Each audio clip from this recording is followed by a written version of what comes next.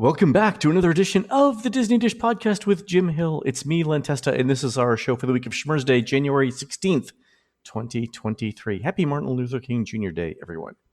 On the show today, Universal's expanding to Texas and Las Vegas. Disney announces opening and closing dates for a bunch of things, including Tron, and Disney lowers some prices. Plus, I attend the Reedy Creek Improvement District planning meeting, and I hear voices, not necessarily in that order. Also, we're number one, apparently. We have lots and lots to talk about this week. Let's get started by bringing in the man who says that the great thing about a pie eating contest is that even if you lose, you still get to eat pie. It's Mr. Jim Hill. Jim, how's it going?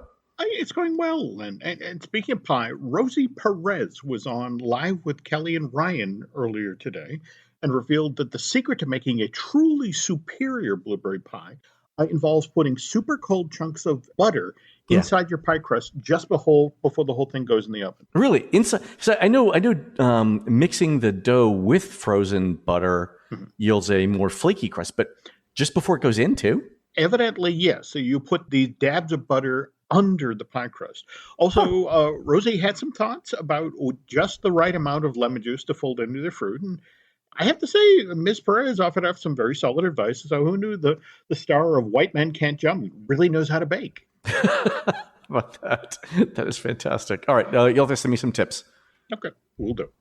All right, Jim, let's do a quick shout out to subscribers over at disneydish.bandcamp.com. Thanks to new subscribers Tallimad000, Michelle Wagner, Andrea DeFreitas, and Gary Zarelli. Hey, Gary. And longtime subscribers Robert G. in Virginia, John Ray, and Morris Gregorian. I'm a fan of your calendars, sir. Jim, these are the folks whose voices you now hear coming from the second floor windows all around Epcot's Morocco pavilion. A bit of actual news that Laurel and I experienced last week in the parks. Now, some of the dialogue bits you can hear are suggestions about what to see in Marrakesh, where to get deals on souvenirs, and of course, will I see you tonight? I never make plans that far ahead. True story. I so look forward to this feature. I learned so much. All right, Jim, let's do the news. Folks, the Disney Dish News is brought to you by Storybook Destinations, trusted travel partner of the Disney Dish Podcast. For a worry-free travel experience every time, book online at storybookdestinations.com. All right, Jim, I think this entire episode is going to be devoted to news because there's so much of it. So we had originally said that we were going to do a show topic this week of the history of the Swiss Family Treehouse. We're going to push that off to January 30th because we have another thing to do next week, which we'll talk about. So I think this episode is going to be entirely news and the ramifications. All right. Every show, Jim, should begin with a round of self-congratulations. Here are a few things that we predicted would happen that have now been announced. So we said last year that Tron's likely opening date was April and to expect previews in February or March. This week, Disney announced April 4th, 2023 as Tron's official opening date. And some folks have already got emails saying to watch out for preview dates before that. So I'm guessing late February or early March for those previews. If you're DVC or an annual pass holder, look out for emails to sign up for previews very, very soon. Also, we said on the D23 wrap-up show that Harmonious would be replaced with Epcot Forever and that the barges would likely not remain. And lo and behold, Jim, this week Disney announced that Harmonious's last day is April 3rd, replacing with the interim Epcot Forever show, and that the Harmonious barges would be removed. Yeah, well, okay. You win some, Jim. You'll lose some. On the other hand, has anybody reached out to the folks at Taco Bell? They could put those barges out in major rivers around the country, or maybe if you I could see these going down the Mississippi saying "Live Moss." There we go. You know, I mean, it's an opportunity, right? Yeah. Man. Here's the other interesting thing. Christina was at World Showcase. She's been in World Showcase all this week doing previews for Festival of the Arts. And she noticed that the Reedy Creek Fire Department was all over World Showcase on Wednesday looking at the fireworks launch points for Harmonious. So I think some of them are going to be removed, but others might be added to. I do hope they keep that set of fireworks launch points that are over in front of the Japan Pavilion. I think we've specifically one of the ones that they were looking at. Oh, okay. I really want that one to stay because I wasn't a fan of Harmonious, but man, the moment, when that show was ending. And that barrage began right in front there.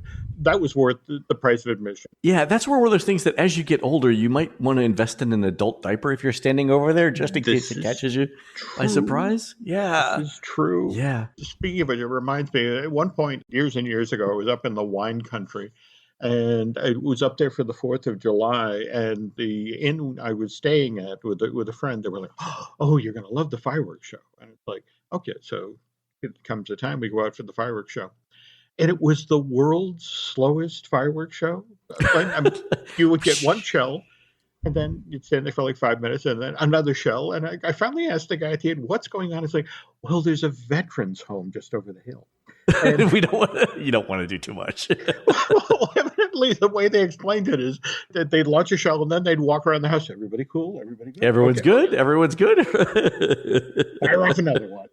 I remember in the Sorbonne. Exactly.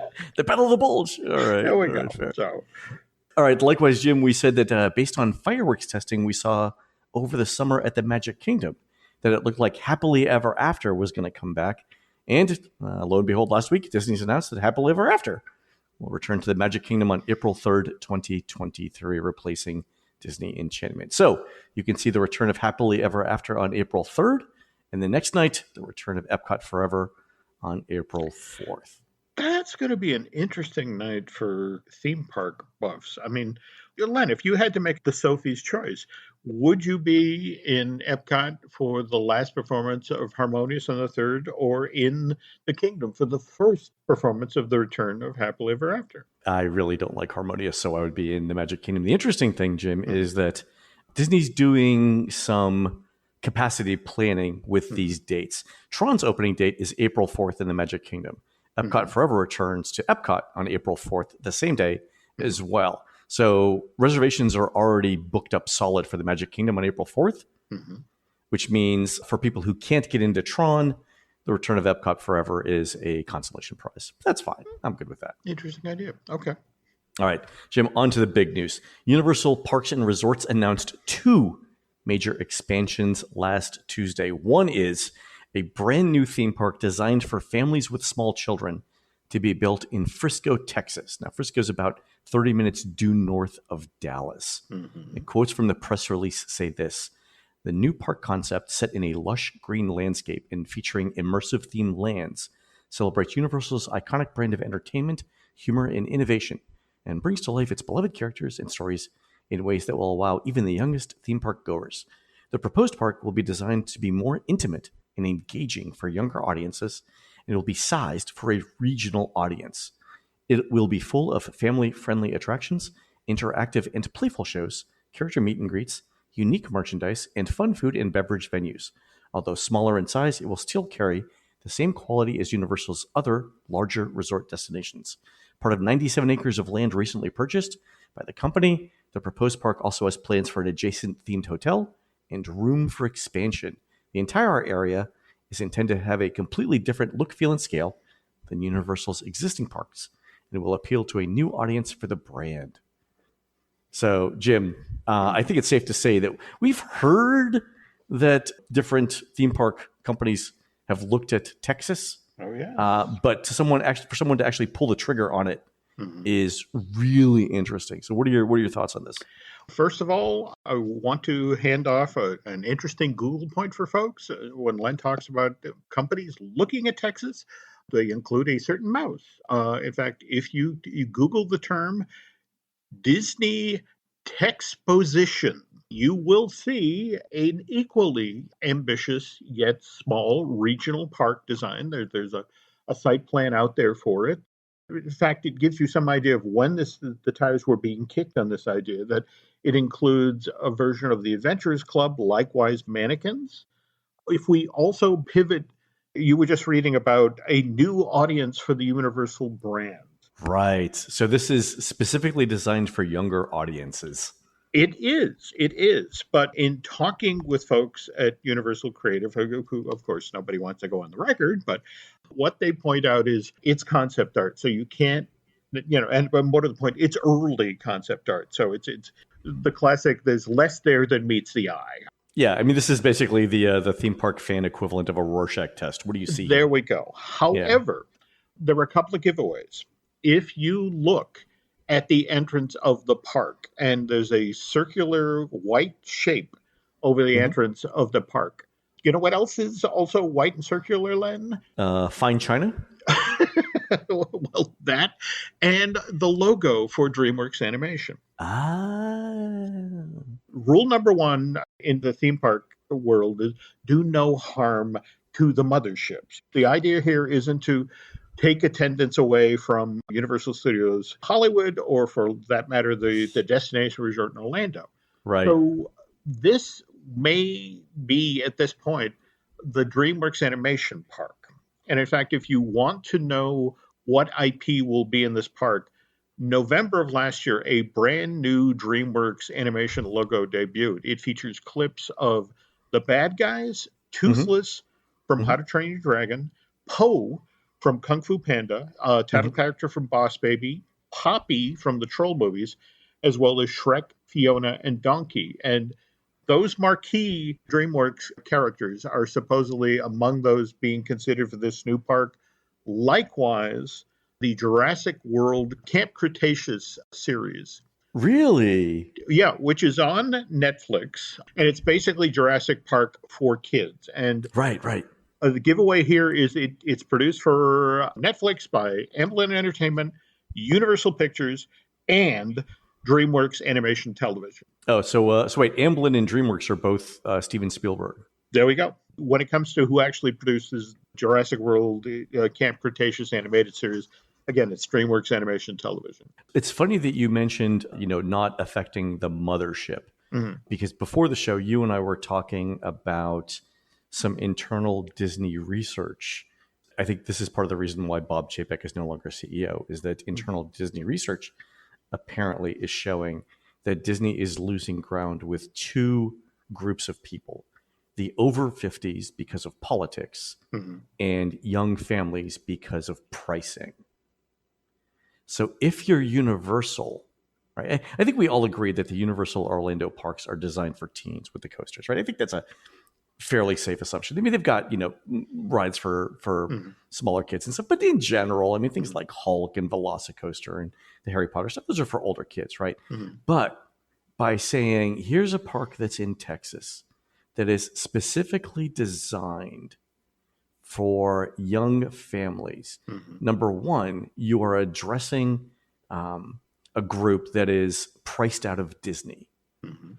Number two, you're not cannibalizing that group from Universal Orlando. Number three, when they get older, Jim, and they want to go to another Universal park, when There you those go. kids grow up from the small scale attractions to thrill rides, Mhm. they'll go to Florida. And so I think this is smart for Universal for three different ways. Number one, they're not cannibalizing Mhm. Universal Orlando guests, and Mhm. I don't think Universal Hollywood is a major concern there. Number two, they're addressing a market that is now priced out by Disney. But number three, they have a huge built-in audience in Texas. So if you look at Texas, Texas is the second fastest growing large state behind only Florida, and Mhm. it's the fifth fastest growing state overall. So Idaho, Utah, South Carolina, and Florida all grow faster, but Idaho, Utah, and South Carolina are all relatively small. Mhm. The weather in Idaho and Utah is such that you're not going to build a park there. Right. The metropolitan population of Orlando is 2.5 million people. Guess what it is in Dallas, Jim? Okay, let's go 9. 7.5, yeah. So three times larger than Mhm. Orlando, which means the built in base of locals Mhm. is automatically three times larger in Dallas Oof. than it is in Orlando. Mhm. Also, while Orlando was the country's third fastest growing city in 2020 at Mhm. 19%, Dallas was eighth at 16%. So it's starting from a much higher base and is not growing that much slower. So I think overall, Mhm. number one, it's surprising because this is going to be a significant investment. Like if you told me this is going to cost 750 million to $1 billion, I Mhm. would easily believe that. Certainly. But it checks a lot of boxes, doesn't it? What fascinates me about this park is, again, this was something that Disney looked at. This very same region of the country. If you go back to the the mid-1980s, Disney, they had a department like Disney Regional Entertainment. For example, when Disney kicked the tires of doing Pleasure Island as a franchise, and Right, Pleasure Island. They've done a traveling show. There was the SS Disney. I mean, they've looked at multiple iterations of this, but nothing of this size in a permanent location. The difference here, Len, is Brian Roberts at Comcast, who loves the theme park business. They started to acquire NBC Universal in December of 2009. They bought the majority share from General Electric, and they got that in January of 2011. But in between there is when the very first Wizarding World opened at Universal Islands of Adventure. And there's this famous story about they finally got to the point in the merger talks where Universal could effectively open the kimono on the theme parks. So this is the fall of 2010. So the Comcast accountants weighed in and they look at what just happened over the summer. And they're like, are you kidding me? You recovered the entire $170 million it cost to build Wizarding World at Islands of Adventure just on the sale of butterbeer? Yeah. And it was like, yep. Does anyone else hear cash register singing, or is it just me? No, that's it exactly. And if you look at what happened after that, as soon as Comcast completed the acquisition in 2013, they got everything from GE. They just turned the key. And if you look at everything that got built, that's Volcano Bay, that's Universal Beijing, that's a Harry Potter in Osaka, that's a Harry Potter in Hollywood, that's Diagon Alley. These guys aren't kidding around, Len. No, I mean they've expanded across I-4 with the hotels, the Dockside, Endless Summer, resorts, and they're doing it again with Epic Universe. They're serious. Hang on there, Len. We'll continue with more Universal-related news in a moment, but first, this. I forget a lot of stuff. By that I mean, I'll set my glasses down while I'm doing something around the house and then promptly forget where I left them. And since I need my glasses to actually find my glasses, you get the idea. And I'll bet you've forgotten some stuff too, like one of those try it for free for 30 days subscriptions. As a direct result, you're now paying for a subscription that you don't use every single month. But you know how you can change that? Rocket Money. Rocket Money, formerly known as Truebill, is a personal finance app that finds and cancels your unwanted subscriptions, monitors your spending, and helps you lower your bills, all in one place. Rocket Money will quickly and easily identify your subscriptions for you so you can stop paying for the ones you don't want. Simply select the subscriptions you don't want and press cancel, and Rocket Money will then cancel them for you. I use this personal finance app to keep tabs on all the newspapers I subscribe to. I use their archives for research whenever I'm writing stories for the Disney Dish, and Rocket Money has saved me a ton, as it has for the over 3 million people who already have Rocket Money, saving the average person upwards of $720 a year. So stop throwing your money away. Cancel unwanted subscriptions and manage your expenses the easy way by going to rocketmoney.com/Disney Dish. That's rocketmoney.com/Disney Dish. One more time for the kids in the back, rocketmoney.com/Disney Dish. We thank them for sponsoring today's show. The family that vacations together stays together. At least, that was the plan. Except now, the dastardly desk clerk is saying he can't confirm your connecting rooms. Wait, what? That's right, ma'am. You have rooms 201 and 709. No, we cannot be 5 floors away from our kids. The doors have double locks. They'll be fine. When you want connecting rooms confirmed before you arrive, it matters where you stay. Welcome to Hilton. I see your connecting rooms are already confirmed. Hilton, for the stay. Wish you could become a morning person? You know the type, up before the sun, early morning runs, first one to the office with donuts and a smile. How do they do it? Easy. With the new Galaxy Watch 8, sleep tracking and personalized insights from Samsung Health help you improve so you can wake up to a whole new you. One who, dare I say it, skips the snooze?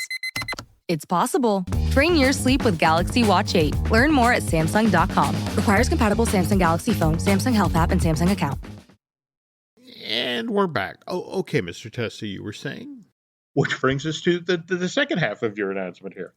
Is that Universal announced a new development in Las Vegas. as well. So same day, Jim. And Jim, you and I were like, what is going on here? We're texting each other. Like, all right. So here's I have to tell this part of the story. Len shares this news with me, and I literally tweet back to him, this is like that Sunday night when the news about Chapek came in. And to the effect, I'm looking at it and it's like, let somebody else confirm this, because I'm pretty sure this is a spoof. My phone was basically vibrating for 30 minutes. Also, our friend Drew Taylor and I were already making dates for Las Vegas. we're going. So here's the Las Vegas thing. So it's it is an extension of Universal Orlando's popular Halloween Horror Nights, but year-round in Las Vegas. So here's the press release. Straight from Universal Parks and Resorts, the creators of Halloween Horror Nights, the world's most popular global Halloween event, comes a brand new permanent entertainment experience in Las Vegas. This original concept will bring to life Universal's vast library of classic horror films and today's most terrifying tales. With a variety of unique, immersive, fantastic, horror-centric experiences that surround high-energy food and beverage spaces by day, turned haunting bars and eateries by night, the new concept marks the first time Universal has created a permanent horror experience beyond its theme parks. All right, so they go on with other details, but here's a couple of things. Number one, Jim, they're partnering with Area 15, which is already in Las Vegas and is home to the super cool Meow Wolf Omega Mart. And you and I have talked about this, specifically Omega Mart, as an inspiration for the Galactic Star Cruiser at Disney. So for folks who don't remember the conversation, imagine Omega Mart is an interactive role-playing game that takes place inside a grocery store from another dimension. Okay, it's developed by an artist collective called Meow Wolf, and it is super popular. It started in 2020, I believe. Perfect time in the middle of a pandemic, Jim, to launch an in-person interactive thing. They still sold 1.7 million tickets the first year, and I believe the press release said more than 4 million people have visited now at the end of the second year, which would put the second year attendance at around 2.3 million visitors. That's amazing. That's pretty good for being an off-strip Las Vegas thing. So Las Vegas gets around 32 million visitors annually. This location, Area 15, is about 2 miles due west of roughly the Wynn and Encore at the north end of the strip. So quick Uber drive over. They're not pulling directly from the strip, but it's a relatively short drive away. And let me say, Jim, I go to Vegas every year, at least once. I never leave the strip. It is extremely rare for me to leave the strip because, number one, I like the spectacle of it. I'll go to downtown, but between downtown and the strip, I don't go like east or west. I would make a special trip to Area 15 for Meow Wolf and Omega Mart and for this. Like, it is that cool.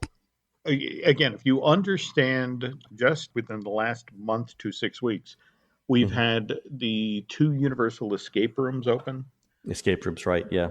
And I've been clued into the fact that supposedly the plan for this sort of Halloween Horror Night themed standalone, which, by the way, it's what? I guess they were banding about, 110,000 square feet. Yeah. So I have a question into somebody who knows a lot about Halloween Horror Nights, and I'll leave it at that, asking how many square feet is a typical Halloween Horror Night house. And honest to God, Jim, it's like talking to a Dracula as a real estate agent. Like, well, do we count the areas with the coffins or no? Like, what are we doing here? Like, what do we count the dungeons? Is that counted in living space? I don't know. Like, dude, best guess here. Best guess. What about the pits? Do the pits count as living space? I don't know. This is roughly the square footage of 5 of the on average 5. I heard 4 plus. Yeah. Okay. So yeah. All right. Okay. So if you factor in the notion of this will be one of these things where the Universal Escape things that we have just opened at City Walk in Orlando are kind of a proof of concept, and with the idea that you can upsell at this Halloween event. You said the magic word there, Jim. Yep. So did you notice that Area 15 on their website now has a giant banner that says we can be rented out for corporate gigs. There we go.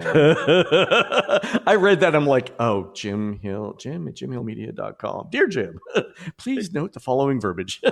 Yep. Yeah. I was talking with someone who was working on this project who was associated with, do you remember Disney's Night Kingdom? Yeah. The concept. Yeah. The idea of the park that would only be open at night from 4 to midnight or daylight savings time from 5 to... And it went around, it had a couple of iterations, right? It did. It was pirate themed at one point. It was, There were a lot of, they kicked the tire. And in fact, what's interesting is we'll be talking on our next show about the chunks that survived that project that wound up going over to Animal Kingdom. But anyway, the plan was that during the day, Night Kingdom would be available for corporate groups and conventions that were staying on Disney property for team building exercises. Yeah. They would also offer behind-the-scenes tours, that sort of thing. And evidently, this is the playbook for the Halloween horror thing for Vegas, that during the day, it will be available for corporate parties. It will also be able, people who like the lights-on tours that they do during the day at Universal Orlando. And I totally see it, because next week's show, we're going to be talking about, it's the anniversary of the launch of the Wild Africa Trek. There you go. Mm-hmm. At Animal Kingdom. And I've done that. And if you think about that as a team building exercise instead of a sort of one-off tour, it totally makes sense. Yep. The other thing I like about Universal doing this in Vegas is, let's say that there are 4-ish houses, right? And, with short lines or whatever, each house takes roughly 30 minutes for a group to get through, wait in line, get through, walking slowly, get out, talk a little bit about it, and go on to the next one, right? Take photos or whatever. That's a good 2 hours right there. And after 2 hours, Jim, you want a snack. So they've got food and bev there. And then you do a couple of other things. All of a sudden, you're there from like 7 to 11. It's an evening. You're done. I love it. I think it's a great half-day thing. It's fantastic. Think about what people have been saying about the Universal Escape Room. With each escape room has its own bar. Yeah. And what other city celebrates alcohol quite like that, Len? Yeah, no, other than Las Vegas, no. Did we get a date for either of these parks? Because 2025 seems like the most logical one, but I'm thinking a lot of stuff is happening at Universal in 2025. Well, there we go. What I heard was 2026, just because, and don't get me wrong, they are, steel is flying up over and next to the Orange County Convention Center for Epic Universe. Yeah, I drove by there last weekend. Yeah. Yep. So, they're not kidding over there, but let's concentrate on doing that. And, by the way, just to throw one more thing on the pile, I heard from a friend of the show, Len, that Universal may also be eyeing another project, one that might involve building a park in Europe. So they may not be done with news. Yeah, I drove by Epic Universe Sunday evening, and I wasn't driving. I was in the car. Okay. But I was trying to keep an eye on traffic because the person who was driving was kind of crazy. I was like, let's not die.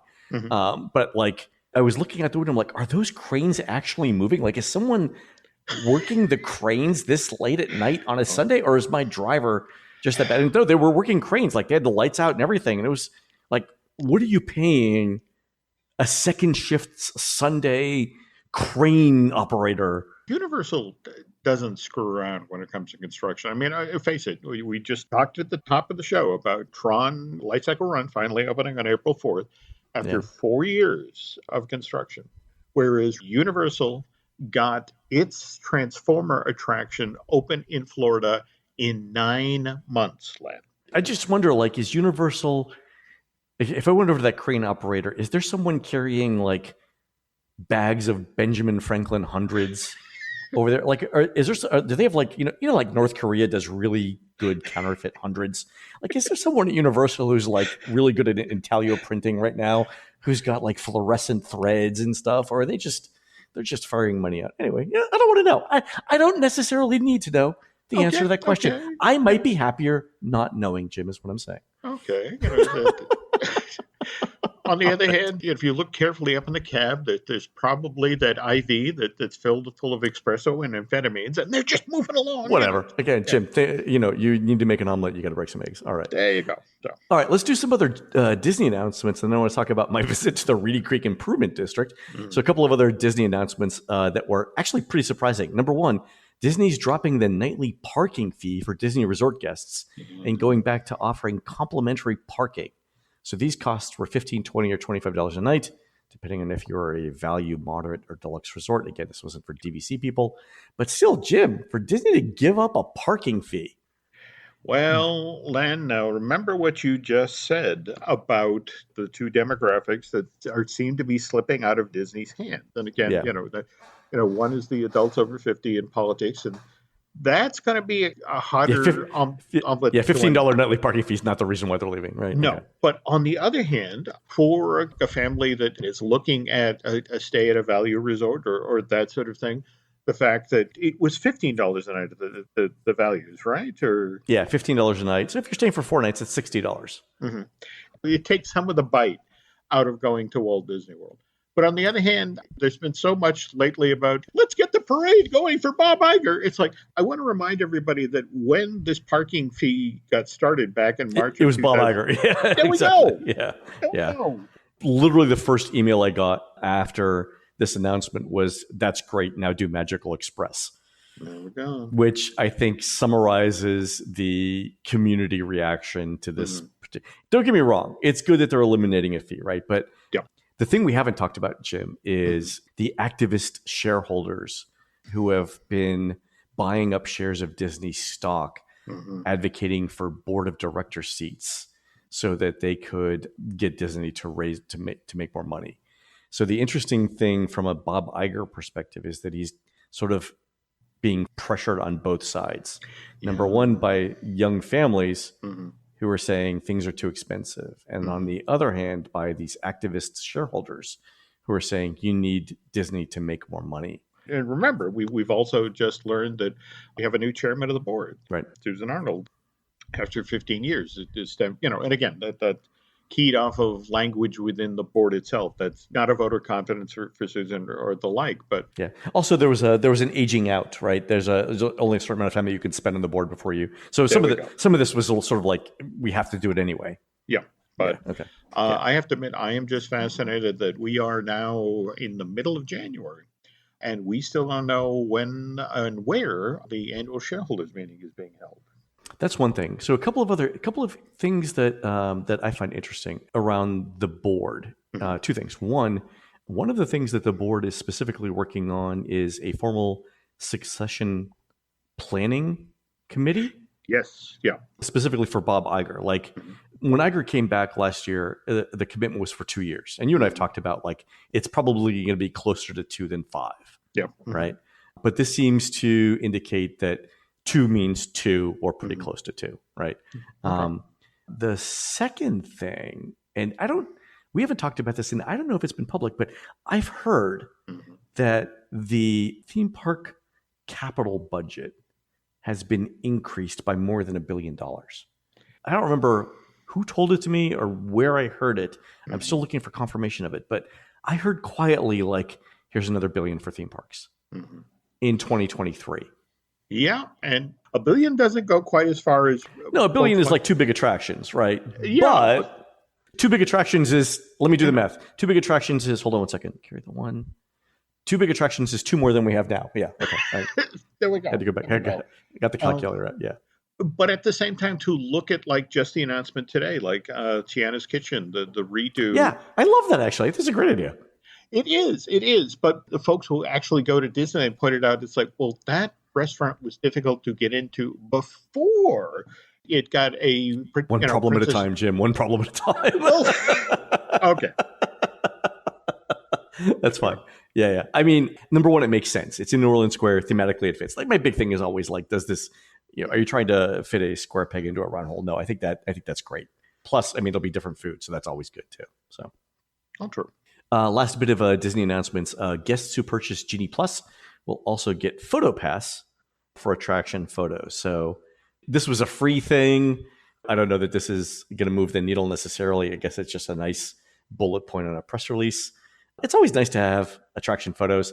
I tend to look at them for like 5 minutes, put them on social media, and that's the end of it. I mean, it's nice.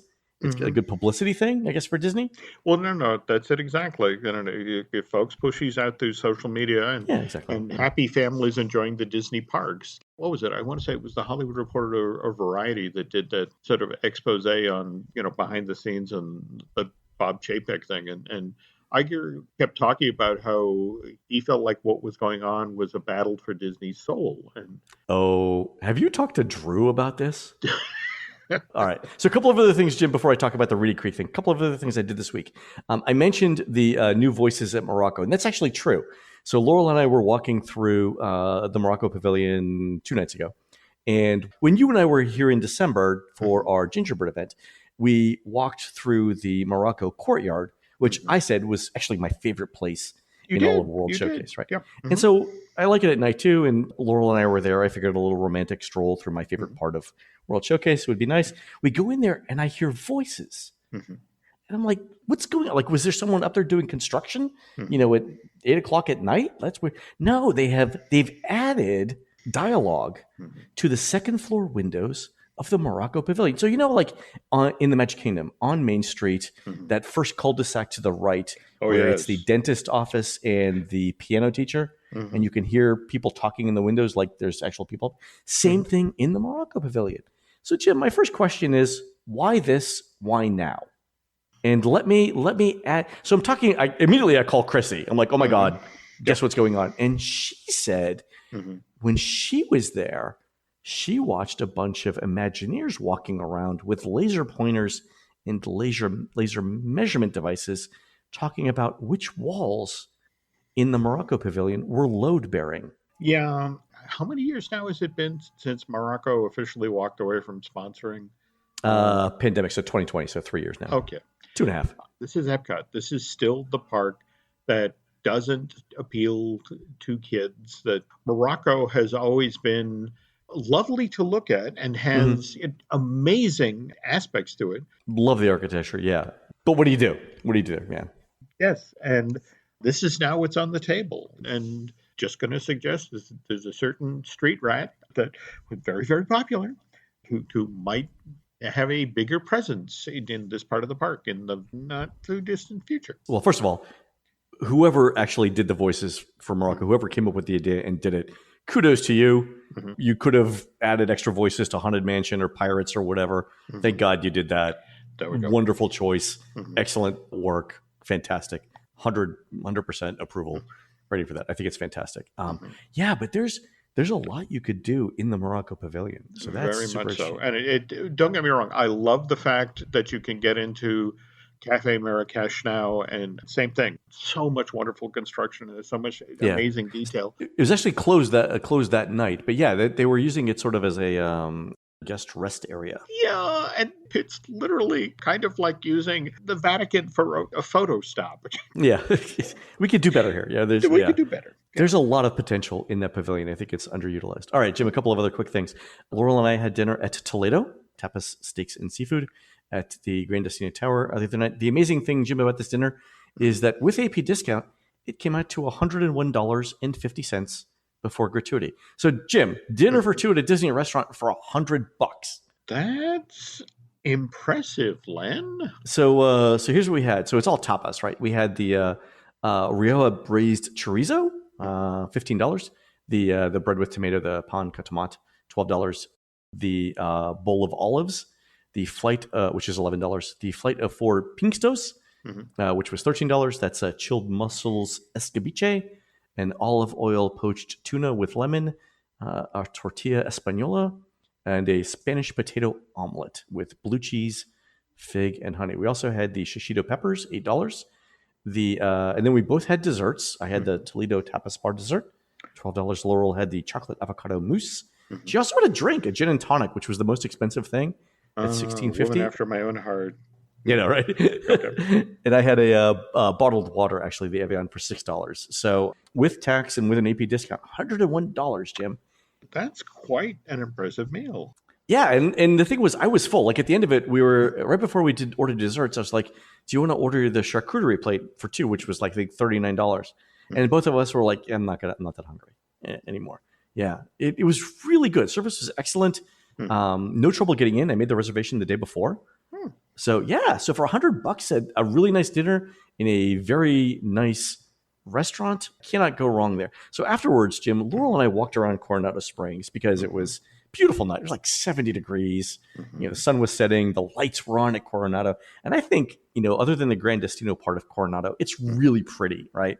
So we're walking through, and one of the things that we were talking about, we're trying to figure out as we were going through, like, which specific buildings got demolished to make the Gran Destino Tower. And Laurel had this interesting question, which I would like to give to our listeners. And the question is this: if you had to destroy one of the all-star resorts and replace it with a tower, which all-star resort would it be, and what theme would you give the tower?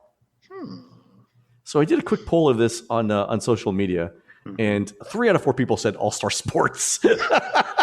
I'm like, geez, you would think it'd be like 33%, 33%, 36% or 35%, whatever. And no, it was like, all-star sports, just demolish it right now. Wow. There's a story there, Len.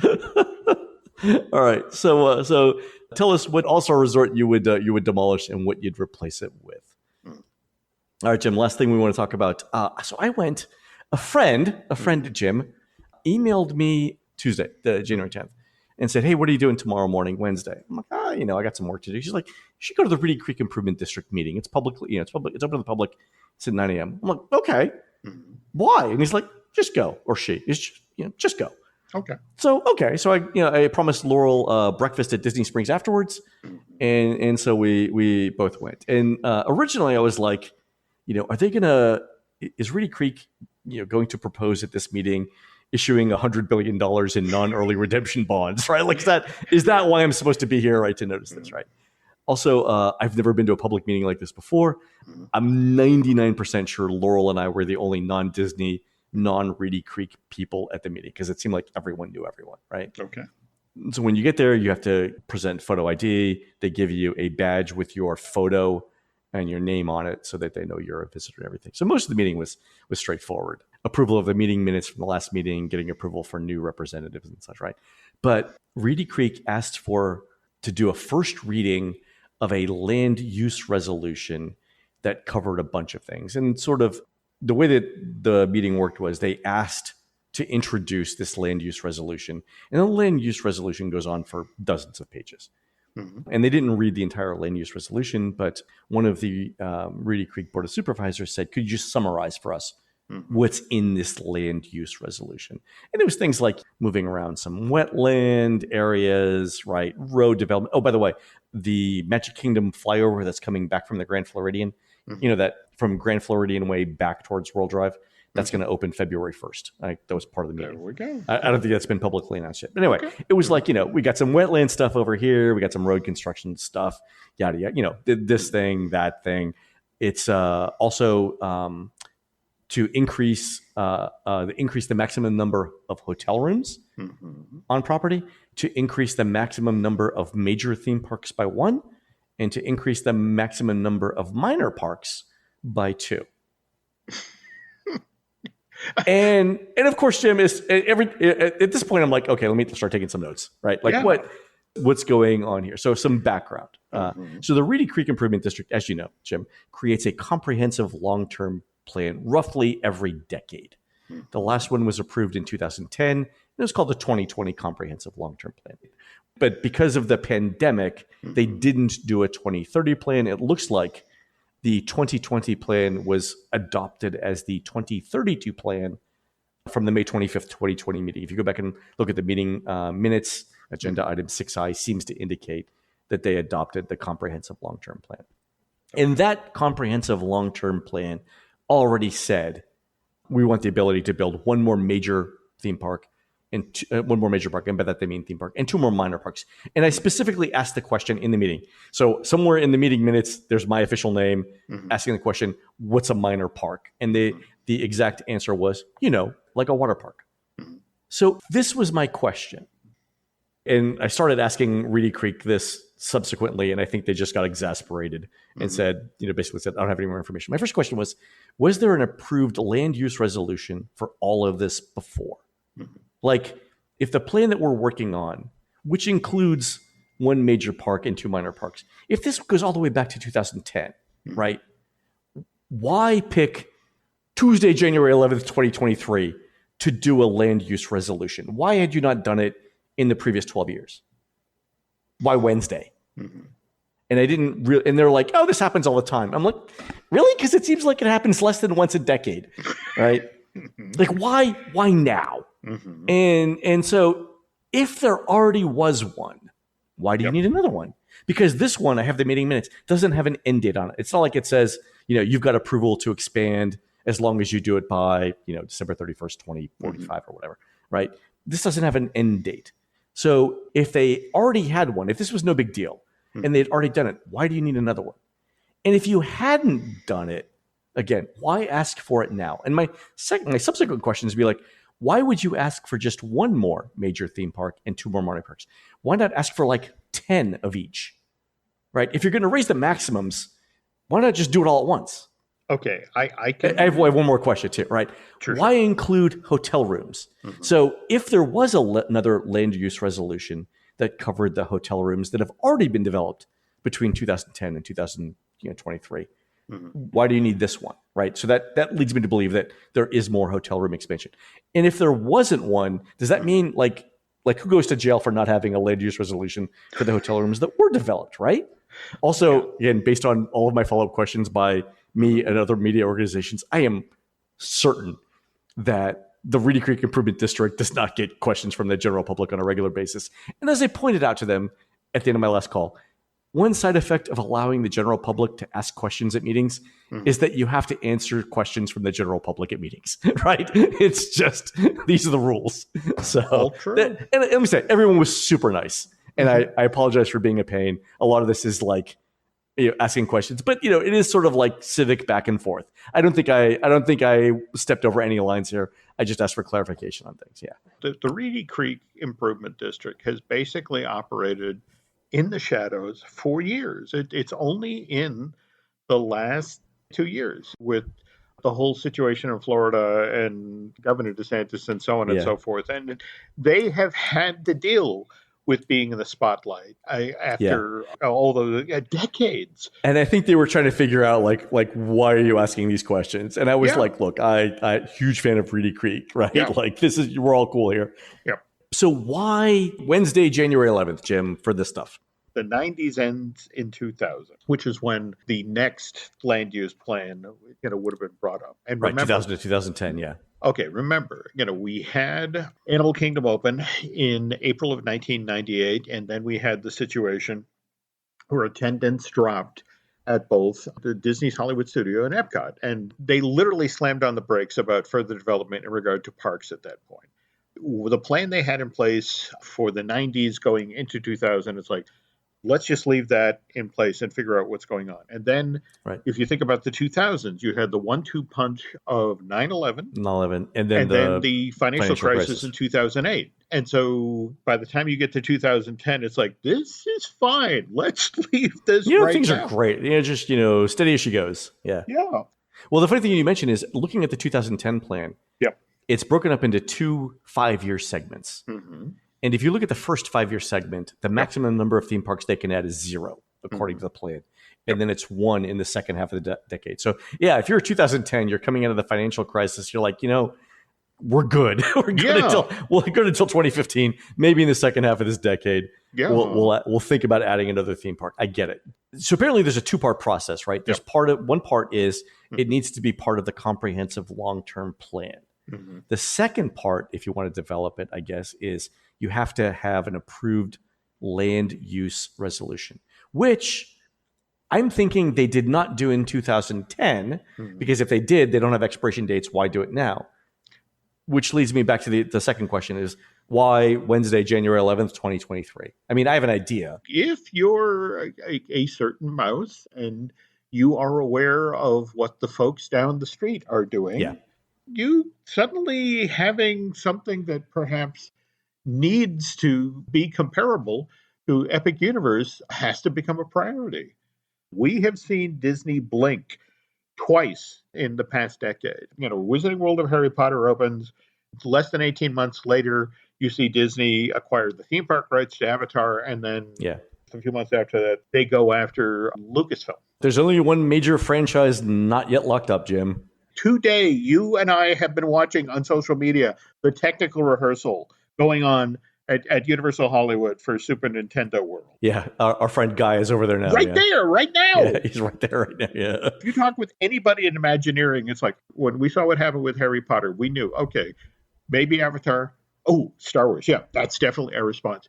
Disney does not have a response to Super Mario Brothers. Well, the funny thing is you and I are actually planning a trip out to Hollywood in March to go see this thing. Yeah. This is an interesting moment for Disney. The notion of, okay, we acknowledge we need to do something to respond to this idea. But with the move to Lake Nona off the table.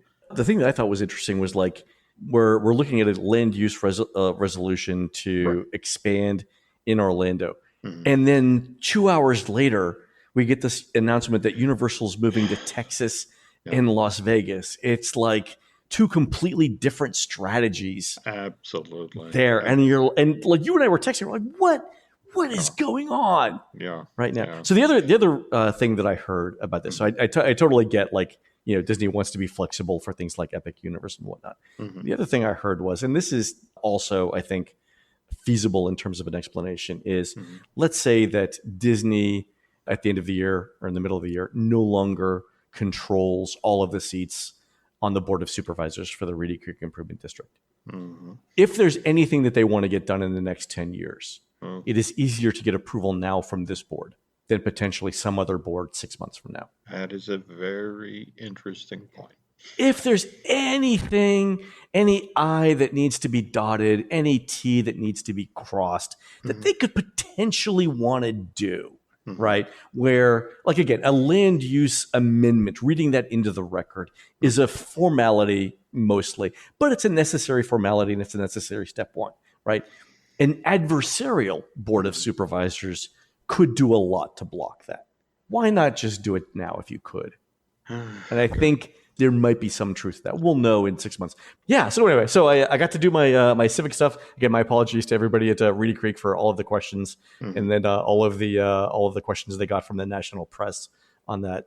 Did not intend for anybody to spend their entire day doing that. I thought it was interesting. All right. Well, Jim, we said we were going to push off the Disney's Swiss Family Treehouse episode until the 30th, but that's going to do it for this show today because we've already gone on for now. Cool. All right, so that's going to do it for the show today. You can help support our show and Jim Hill Media by subscribing over at disneydish.bandcamp.com, where you'll find exclusive shows never before heard on iTunes. And Jim, I just completed a 2-part series on Walt Disney's 300-plus page FBI file, which, by the way, Jim, I was meeting with some kids from Elon College today in Epcot. They're down doing a psychology of happiness at Disney class. And one of them was actually referencing something related to the FBI file also. Worked out well. Right? Okay. On next week's show, Jim, January 23rd, it's the anniversary of Animal Kingdom's Wild Africa Trek. And Jim explains how tours like these are now essential parts of Disney's theme park revenue stream. Also, fun fact, I went on the very first Wild Africa Trek on its opening day, and Joe Rohde was there. So we'll have lots of stories to talk about. Can't wait to hear those stories. I've met Joe Rohde like 17 times, but each time I'm like, I'm lying, in a way. You can find, it's like we both have short-term memory problems. I'm sure he doesn't know who I am, and that's fine. That's fine. You can find more of Jim at jimhillmedia.com and more of me, Len, at touringplans.com. We're produced fabulously by Aaron Adams, who'll be performing Flying Saucer Rock and Roll, Vicar in a Tutu, and other blues-influenced songs at the 2023 Rockabilly Reunion this coming February 17th to the 19th, 2023 at the Lake Havasu State Park in beautiful downtown Lake Havasu City, Arizona. While Aaron's doing that, please go into iTunes and rate our show and tell us what you'd like to hear next. And speaking of the show, Jim signed us up to get an email every week that shows how the Disney Dish ranks on iTunes podcast charts every week. And I finally looked at this, Jim, this email this week. We've been getting it for a couple months, right? We have. And the surprising thing to me was that this show, like the one you're listening to right now, is usually the number one ranked iTunes travel podcast for at least a couple of days when it comes out every week. And it stays in the top 4 for episodes a little while longer. And the show isn't ranked as high, right? The individual episodes are, because the show isn't, because some podcasts put out more than one episode a week and that boosts their ratings. But or they're only available on iTunes or whatever. But the individual episodes do really well, which is really amazing to me, Jim, because I never look at ratings for the show. I listen to the show every week, right? Yep. But I never look at the ratings. This is what's ironic about this whole situation, Len, is that that comes in, I look at it, I never listen to the show. It's like, I have the work ethic of a shorter cook. It's on to the next thing. There we go. You do several shows. I do the one, right? Okay, there we go. But the funny thing is like I tell people this all the time. Like, you and I do a show that we want to listen to. Yep. And so when I listen to the show, I listen to it from the perspective of, like, is the sound quality good, right? is the production value good? And Aaron does a great job on that. But is the subject matter entertaining? Do we keep the pace going? And ultimately, is this a show that at the end of listening to, like, I was like, okay, that was fun. And most of our shows, I'm like, yeah, that was solid. So it's kind of funny because we're basically doing the show for ourselves, and people apparently love it, which is great. So thank you to everyone who listens to the show for making it the number 1 podcast on iTunes a couple days per week. I really appreciate it. But at the same time, I now that I know that it's la la la, never look again. La, la, I know. Never. You know what? I'm good with that memory. Number 1. Yeah. There we go. It's kind of awesome. Anyway, thank you guys for making the show number 1. I really appreciate it, and Jim does too.